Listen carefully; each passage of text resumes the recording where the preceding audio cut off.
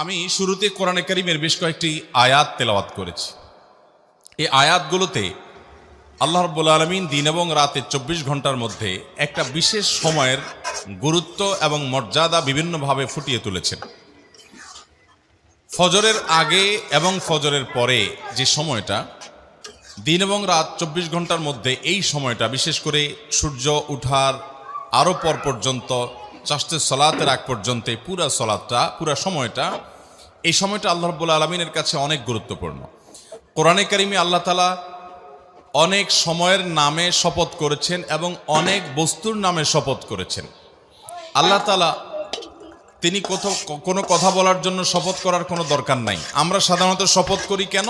যে আমার কোনো কথা এটা যদি কেউ বিশ্বাস না করে, অবিশ্বাস্য কোনো কথা বলতে হলে আমরা শপথ করে বলি আল্লাহর শপথ, এর মানে আমার কথাটা সত্য।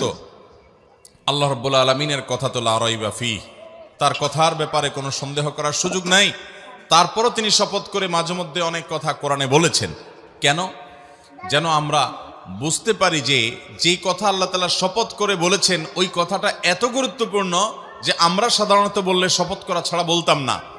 এটার গুরুত্ব বোঝাবার জন্য শুধুমাত্র তিনি শপথ করেছেন, না হলে শপথ তার করার কোনো প্রয়োজন ছিল না।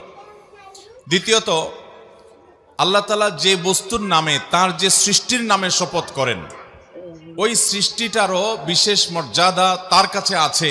এটি প্রমাণিত হয় ওই বস্তুর নামে শপথ করার মাধ্যমে। কারণ আল্লাহ তাআলা ওই বস্তুর নামে শপথ করা মানে হলো সেই বস্তুর বড়ত্ব আল্লাহ রাব্বুল আলামিন প্রমাণ করতে চাইছেন যে ওটা বিশেষ গুরুত্ব আছে, এজন্য তার নাম ধরে আল্লাহ তাআলা শপথ করছেন।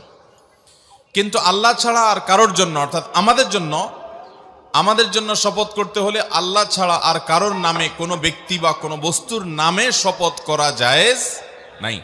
নবী করিম সাল্লাল্লাহু আলাইহি সাল্লাম বলেছেন, মান আরাদা আন ইয়াহলিফা ফালইয়াহলিফ বিল্লাহি আও লিয়াসমুত। যে ব্যক্তি শপথ করতে চায়, যে ব্যক্তি কসম কাটতে চায়, সে আল্লাহর নামে কসম করবে, আর না হলে চুপ থাকবে। আল্লাহ ছাড়া কারোর অন্য কিছুর নামে শপথ করবে। আমাদের দেশে তো অনেক আইটেমের শপথ